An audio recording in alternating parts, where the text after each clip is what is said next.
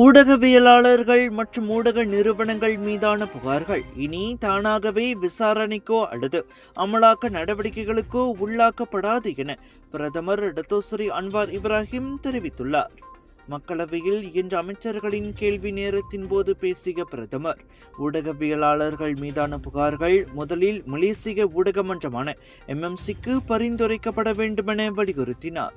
ஊடக பணியாளர்கள் மீதான நடவடிக்கைகள் நியாயமானதாகவும் வெளிப்படையானதாகவும் சுதந்திரமானதாகவும் இருப்பதை உறுதி செய்வதே இந்த புதிய நடைமுறையின் நோக்கம் என்றார் அவர்.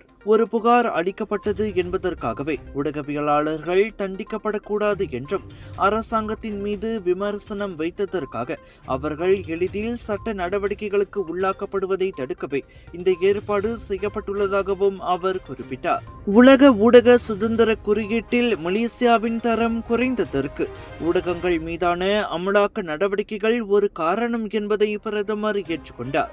ஆனால் அவை அரசியல் விமர்சனங்களை ஒடுக்குவதற்காக அல்ல, மாறாக மதம், இனம், ஆட்சியாளர்கள் மற்றும் தேசிய பாதுகாப்பு தொடர்பான உணர்வு பூர்வமான விவகாரங்களுக்காகவே எடுக்கப்பட்டவை என்றும் அன்வார் தெளிவுபடுத்தினார்.